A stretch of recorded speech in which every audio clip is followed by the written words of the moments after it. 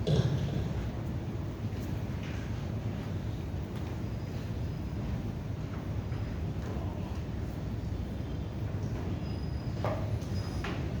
الله الرحمن الرحيم اهدنا الصراط المستقيم صراط الذين أنعمت عليهم غير المغضوب عليهم ولا الضالين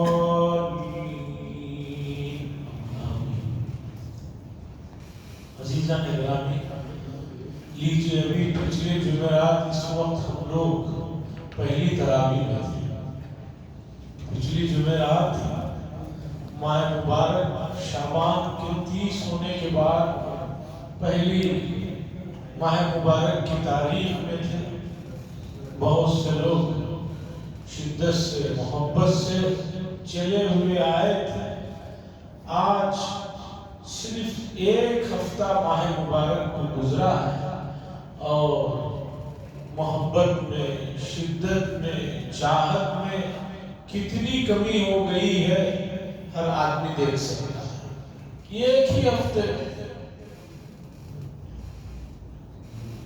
زیادہ مدت نہیں گزری ہے، صرف ایک ہفتہ گزرا ہے۔ ابھی ایک عشرے پہ کیا حال ہوگا اس کا خود آپ اندازہ لگا لیں۔ یہ کمزوری، یہ طبیعت کے اندر جو استقلال نہیں ہے، یہ کسی بھی معاملے میں کسی بھی انسان کے لیے نقصان ہے۔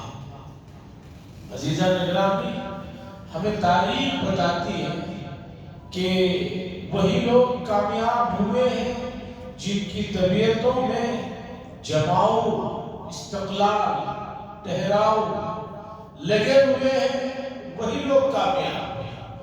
جو بہت جلد کسی چیز سے اٹھتا جاتے ہیں، بیدار ہو جاتے ہیں، وہ کبھی بھی کامیاب نہیں ہوئے ہیں۔ سنت اللہ یہی ہے، اللہ کے اس کارخانے کے نظام میں یہی چیز آپ کو دیکھنے کو ملے گی۔ جو لوگ مستقل مزاج ہوتے ہیں، جن کے اندر ٹھہراؤ، جماؤ، استقلال ہوتا ہے، وہی لوگ کامیاب ہوتے ہیں۔ جو لوگ بہت جلد اٹھتا جاتے ہیں، تھک جاتے ہیں، بیزار ہو جاتے ہیں، وہ لوگ کبھی کامیاب نہیں ہو سکتے۔ امت مسلمہ کا یہی حال ہے۔ امت مسلمہ کا اس وقت یہی حال ہے کہ امت مسلمہ میں ٹھہراؤ نہیں ہے۔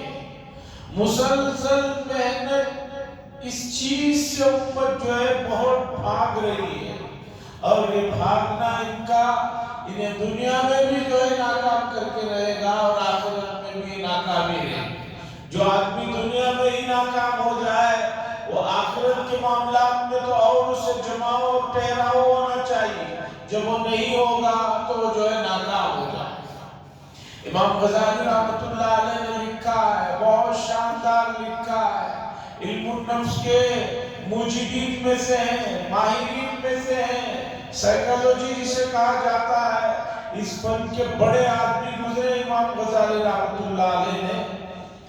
انہوں نے جو بات لکھی ہے وہ یہ ہے کہ آپ کی ہر دن کی جو محنت ہے اس کا نتیجہ نکل رہا ہے، لیکن وہ نتیجہ ظاہر ہوگا بہت بعد میں جا کر۔ ایسا نہیں کہ آج کی محنت کا نتیجہ آج ہی آپ کو نظر آ جائے، ایسا نہیں ہو سکتا۔ اس کے بعد انہوں نے بڑی پیاری مثال لکھی ہے کہ ایک پتھر پر بھی مسلسل پابندی کے ساتھ، اہتمام کے ساتھ ایک ہی جگہ پر ایک ایک قطرہ پانی پڑتا رہتا ہے، تو ایک وقت ایسا آتا ہے کہ پتھر میں بھی محسوس ہونے لگتا ہے کہ بھئی یہ حصہ دب گیا ہے، اس کے اندر جو ہے سوراخ ہو گیا۔ لیکن کوئی یہ نہیں کہہ سکتا کہ اس پتھر میں جو سوراخ ہوا ہے وہ بالکل آخری قطرے پانی سے ہوا ہے۔ نہیں، پہلے دن سے، پہلا قطرہ سے لے کر آخری قطرے تک کا جو پانی پڑا ہے، ہر قطرے نے اس میں کام کیا ہے، ہر قطرے کا طریقے پر ہم لوگ 7 دن میں تھک گئے، کوئی عشرے میں تھک جا رہے ہیں اور کوئی 2 عشرے میں تھک جا رہے ہیں۔ ایسے تھکنے سے کام نہیں ہوگا۔ عزیزان گرامی، ماہ مبارک سب سے زیادہ اس بات کا تقاضا کرتا ہے کہ قرآن کو کھولا جائے، قرآن کو پڑھا جائے۔ اور آج بھی 10ویں پارے میں مسلسل غزوہ بدر کے واقعات اور غزوہ بدر میں پیش آنے والی جو چیزیں تھی، اس کے بعد کے جو اثرات تھے، اس کا تذکرہ ہوتا رہا۔ اور اللہ نے بتایا کہ ہم نے کس طریقے پر فرشتوں کے ذریعے سے حضرات صحابہ کی مدد کی، اور کب کیا؟ جب وہ لوگ اللہ اور اس کے رسول کے حکم کے سامنے اپنے آپ کو جھکایا اور بغیر اسباب و سامان کے نکل کھڑے ہوئے، تو اللہ تبارک و تعالیٰ نے ان کے لیے فرشتوں سے مدد فرمائی، اور اسلام کی ایک عظیم الشان پہلی فتح کہ 313 صحابہ ہیں جن کے پاس کوئی اسباب اور سامان نہیں ہے، اور ادھر سے 1000 کا لشکر جس میں ہر قسم کے اس زمانے کے جنگ کے سامان تھے، یہاں تک کہ ان جنگ میں شریک ہونے والوں کو جوش دلانے کے لیے، ابھارنے کے لیے، غیرت دلانے کے لیے مکے والوں نے بہت سی جگہوں سے ان عورتوں کو اس میں جمع کیا تھا جو گا کر، اشعار پڑھ کر، غیرت کو ابھار کر ان لوگوں کے اندر جوش کو بھرے اور ان کے اندر مرنے مارنے کے جذبے کو بھرے۔ 1000 کا لشکر جمع ہوتا ہے۔ آج 10ویں پارے میں اللہ نے وہ بات بھی ذکر فرمائی کہ ابلیس ان لوگوں کو وہاں تک بدر تک کھینچ لایا، اور ایک عام آدمی کی شکل میں آیا تھا اور ایک قبیلے کا سردار بن کر آیا، اور آ کر کہا کہ تم بھی لوگ آج غالب رہو گے۔ اور جو ہی لشکر آمنے سامنے ہوئے، ابلیس نے فرشتوں کو دیکھ لیا، کیونکہ ابلیس ملائکہ کے ساتھ ایک لمبا عرصہ رہا ہے۔ اس نے جب فرشتوں کو دیکھا تو بھاگنے لگا، تو 1000 کا یہ جو لشکر تھا، اس نے اس سے پوچھا کہ بھئی تم تو مکے میں بڑی بڑی باتیں کر رہے تھے اور بہت کچھ کہہ رہے تھے، آج کیوں بھاگ رہے ہو؟ اس نے کہا انی ارا ما لا ترون انی اخاف اللہ، میں وہ دیکھ رہا ہوں جو تم نہیں دیکھ رہے ہو، اب یہاں خیر نہیں ہے۔ اور اس کے بعد وہ تو وہاں سے چلا گیا۔ باقی جو بدر میں واقعہ پیش آیا وہ سب کو معلوم ہے کہ 70 بڑے قسم کے لوگ چل بسے اور 70 لوگوں کو قیدی بنا کر لے جایا گیا۔ حاضرین اکرام، اسلام جو ہے بڑا ہی محبت کا، اپنائیت کا، تہذیب کا اور خلوص کا مذہب ہے۔ اس میں شدت، سختیاں اور نفرتوں کے لیے کوئی مقام نہیں۔ باقی جن لوگوں نے اسلام کے بدنام کرنے کے لیے اسلام کو تلوار کے بل پر دکھایا ہے، ان لوگوں کو وہ تمام واقعات نہیں معلوم ہے کہ جن میں مسلمانوں کے ہاتھوں پر اس زمانے کے بڑے قسم کے جو پادری تھے، بڑے قسم کے جو یہود کے علماء تھے، عیسائیوں کے علماء تھے، انہوں نے جو اسلام کو قبول کیا۔ فرانس کا ایک مشہور محقق گزرا ہے، تقریباً 100 سال کے قریب کا واقعہ ہے۔ یہ شخص سیر و سیاحت کو نکلتا ہے تو ایک جگہ پر وہ سمندر دیکھتا ہے جو میٹھا اور کھارا دونوں مل کر چل رہے ہیں۔ دنیا میں کئی جگہ ہے، یہاں ہمارے قریب میں بنگلہ دیش میں ہے کہ کھارا اور میٹھا دونوں سمندر مل کر چل رہے ہیں، اور معلوم ہو رہا ہے کہ درمیان میں کوئی چیز آڑ ہے، حالانکہ اس نے جب دیکھا تو کوئی چیز آڑ نہیں۔ پانی کی خاصیت ہے کہ پانی کے ساتھ مکس ہو جاتا ہے، لیکن اس نے دیکھا کہ پانی میٹ تو ہو رہا ہے، مکس نہیں ہو رہا۔ اس نے چکھ کر دیکھا یہ میٹھا ہے اور یہ کھارا ہے، یہ پانی میٹھا ہے اور یہ کھارا ہے، مکس نہیں ہو رہا، دونوں ایک ساتھ جا رہے ہیں۔ یہ اس ماجرے کو دیکھتا ہے اور تصویریں لیتا ہے، اس کے بعد پہنچتا ہے فرانس پہنچ کر ایک بڑے آدمی سے جو عربی زبان بھی جاننے والا اس کا اپنا دوست ہے، اس سے کہتا ہے کہ میں فلاں جگہ گیا تھا اور وہاں پر اس طرح کا ایک سمندر دیکھا، اور ایک بہت عظیم دریافت ہے میری کہ دو سمندر مل کر جا رہے ہیں، مکس نہیں ہو رہے ہیں، یہ میٹھا ہے یہ کھارا ہے، درمیان میں کوئی چیز بھی نہیں ہے۔ تو اس کے دوست نے جب اس بات کو سنا تو اس نے کہا کہ اس میں کون سی بڑی تعجب کی بات تم نے دیکھ لی یا تمہیں یہ تعجب کا علم ہو گیا؟ یہ چیز تو آج سے 1450 سال پہلے نبی امی نے بتا دیا۔ اس نے کہا کہ بھئی ذرا بات واضح طور پر بتاؤ، کس نے بتایا؟ 1450 سال پہلے۔ تو اس فرانسی محقق کے دوست نے سورہ رحمان کی آیت پڑھی، بینہما برزخ لا یبغیان مرج البحرین یلتقیان، مرج البحرین یلتقیان بینہما برزخ لا یبغیان فبأی آلاء ربکما تکذبان۔ اللہ نے 1450 سال پہلے اپنی نعمتیں گناتے ہوئے یہ بتائی بات کہ دو سمندر ہیں جو مل کر چل رہے ہیں، لیکن دونوں میں اتنی مجال نہیں ہے کہ ایک دوسرے کے اندر مکس ہو جائے، اور دو جو ہے ایک میٹھا اور ایک کھارا چل رہے ہیں۔ اللہ نے اس بات کو دکھایا، اسے یقین نہیں ہوا۔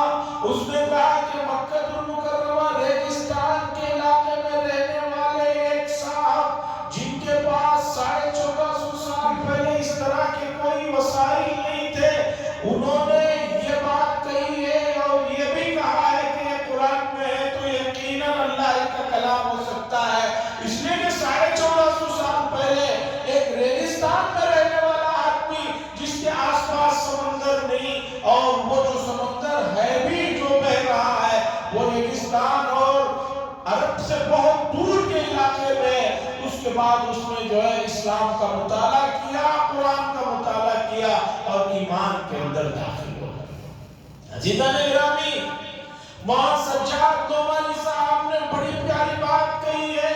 انہوں نے کہا ہے کہ روزے میں نگاہوں کی جو حفاظت نہیں کرتا وہ گناہ ہے، کانوں کی جو حفاظت نہیں کرتا وہ گناہ ہے، جھوٹ بولتا ہے وہ گناہ ہے، لیکن ایک سب سے بڑا ایک گناہ یہ ہے کہ آدمی روزے کی حالت میں بھی قرآن کو نہ کھولے، قرآن کو نہ سمجھے، اسے کیوں کوئی نہیں بتاتا؟ یہ سب تو گناہ ہے ہی، لیکن قرآن کو نہ کھولنا، قرآن کو نہ پڑھنا، قرآن کو نہ سمجھنا، اس سے بڑی کیا جو ہے جہالت ہو سکتی ہے، اس سے کیا بری بات ہو سکتی ہے۔ اس لیے عزیزان گرامی، ماہ مبارک تیزی سے گزر رہا ہے، اور ماہ مبارک میں قرآن کی فہم تفہیم میں جو سہولتیں اللہ کی طرف سے میسر ہوتی ہیں، شیاطین کو بند کرنے کی وجہ سے اور دنوں میں یہ موقع نہیں ملتا۔ اس لیے میں بہت ہی ادب و احترام کے ساتھ کہتا ہوں، قرآن کو پڑھیے۔ آج جدید سہولتوں نے ہمیں بہت چیزوں کو آسانی کے ساتھ گھر بیٹھے ہوئے ہمیں چیزیں مہیا کر دی ہیں، اور وہ زمانہ گیا کہ جو ہے آدمی کو ٹرانسلیٹ کے لیے پریشانی ہوتی تھی۔ آج دنیا کی کوئی زبان ایسی نہیں ہے جس میں قرآن مجید کا ٹرانسلیٹ نہیں ہے، اور سب سے زیادہ خوشی کی بات ہے کہ عربی زبان کے بعد سب سے زیادہ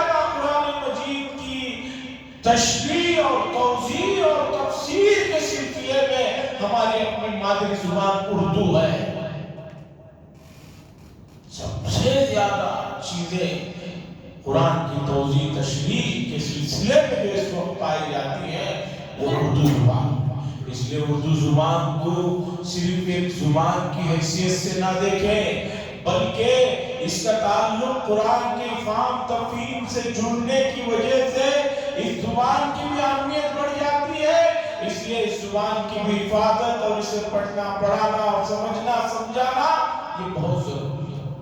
بہرحال اسلام نام ہے پیار محبت کا، اور ہمارے گزرے ہوئے واقعات میں اللہ والوں کے ایسے واقعات ہیں کہ ان کے خلوص اور محبت کی وجہ سے لوگوں نے جو ہے اسلام کو جو ہے تھام لیا اور اسلام کے جو ہے اندر آ گیا.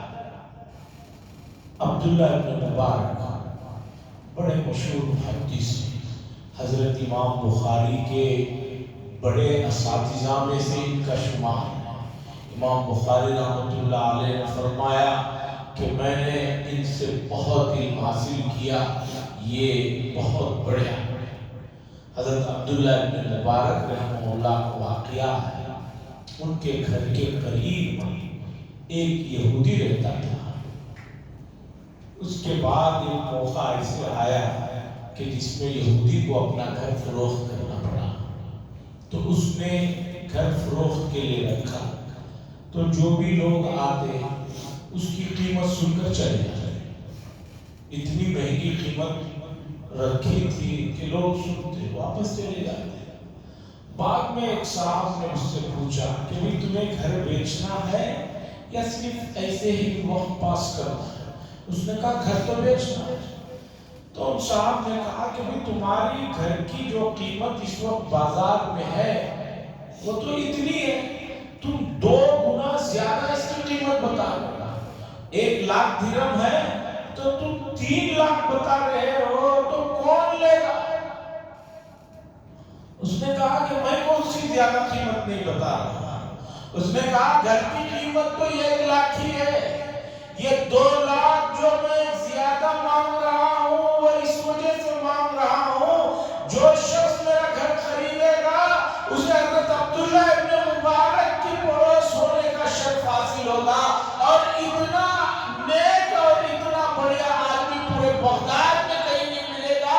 اس پڑوسی کے ہونے کا جو فائدہ ہے وہ میں کاش کرانا چاہتا ہوں. عزیزان گرامی، امت مسلمہ عبادات میں تو بہت کمزور ہے ہی، معاشرتی مسائل میں، معاملات میں، اس میں بھی امت جو ہے کمزور ہوتی چلے جا رہی ہے. امت کو ایک دوسرے کا درد نہیں ہے، امت کو ایک دوسرے کے حالات کا علم نہیں ہے.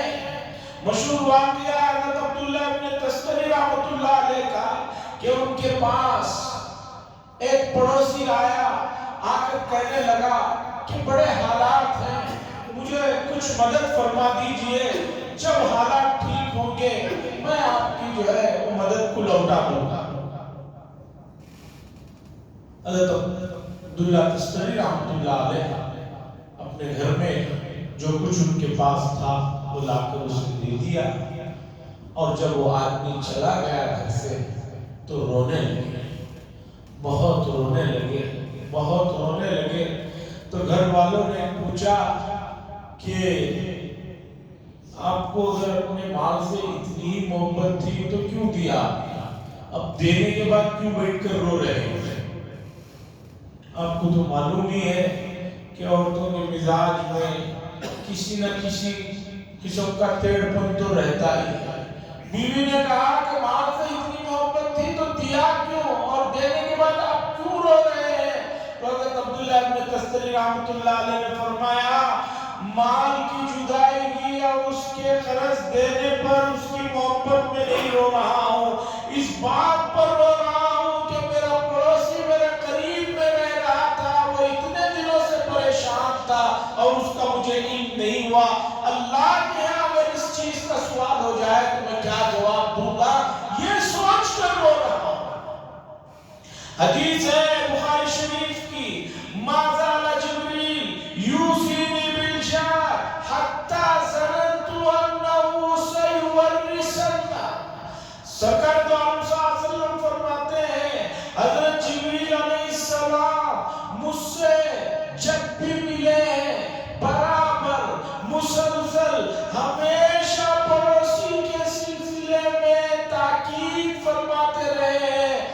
اچھے معاملے کی تاکید فرماتے رہے، حتیٰ ظننتو، یہاں تک کہ میں سوچنے لگا کہ پڑوسی کے جو حقوق کے سلسلے میں جبریل جو اتنی تاکیدیں کر رہے ہیں، کہیں ایسا نہ ہو کہ ایک پڑوسی دوسرا پڑوسی کا مرنے کے بعد وارث بننے کے احکام نہ آ جائے۔ جیسے وراثت باپ کی بیٹے کو قریبی رشتہ داروں کو ملتی ہے، پڑوسی کے سلسلے میں کہیں یہ حکم نہ آ جائے۔ عزیزان گرامی، تو ماہ مبارک کا پہلا ہفتہ نکل چکا ہے، دوسرا ہفتہ اور تیزی سے نکلے گا، وقت بہت کم رہ گیا ہے۔ ابھی بہت سارے حضرات ہیں جو قرآن مجید میں دوسرے تیسرے پارے میں پانچویں پارے میں، ایسا نہ کریں، قرآن مجید کو کھولیں، اور جنہیں اللہ نے علم دیا ہے، جو ڈگری رکھتے ہیں، جن کے اندر صحیح سوجھ بوجھ ہے، ان کو چاہیے کہ قرآن مجید کے جو تفاسیر ہیں، صحیح تراجم ہیں، وہ اگر پڑھنا چاہتے ہیں تو اپنے قریبی علماء سے رجوع کر کے جو ہے ان ترجموں اور تفسیروں کو بھی آہستہ آہستہ پڑھنا شروع کریں، اس لیے کہ بڑی مشکل سے جمعہ میں کچھ دیر ہماری آپ کی ملاقات ہوتی ہے، اور ماہ مبارک میں اس وقت تھوڑی ملاقات ہوتی ہے جس میں کچھ آپ بھی تھکے ہوئے رہتے ہیں، کچھ میں بھی تھکا ہوا رہتا ہوں۔ اتنی دیر میں قرآن مجید کو نہ مکمل سمجھایا جا سکتا ہے، نہ سمجھا جا سکتا ہے، اس کے لیے آپ کو بھی اس لائن میں، اس میدان میں آنا ہوگا، اس کے بغیر جو ہے کچھ نہیں ہوگا۔ اللہ سے دعا فرمائے اللہ تبارک و تعالیٰ قرآن مجید کا جو ادب ہے، اس کا جو احترام ہے، اور وہ یہ ہے کہ اسے پڑھا جائے، اسے سمجھا جائے، اور اس کے تقاضوں پر عمل کیا جائے، ہمیں ان تمام چیزوں کے اللہ تعالیٰ سعادت اور توفیق عطا فرمائے۔ وآخر دعوانا الحمدللہ رب العالمین۔ لک الحمد و لک الشکر یا اللہ، اللہم صلی علی سیدنا شفیعنا نبینا حبیبنا مولانا محمد بارک وسلم۔ اللہم انت السلام و منک السلام تبارک ذا الجلال والاکرام۔ صلی اللہ تعالی وسلم علی خیر خلق محمد وعلی آلہ وصحبہ اجمعین۔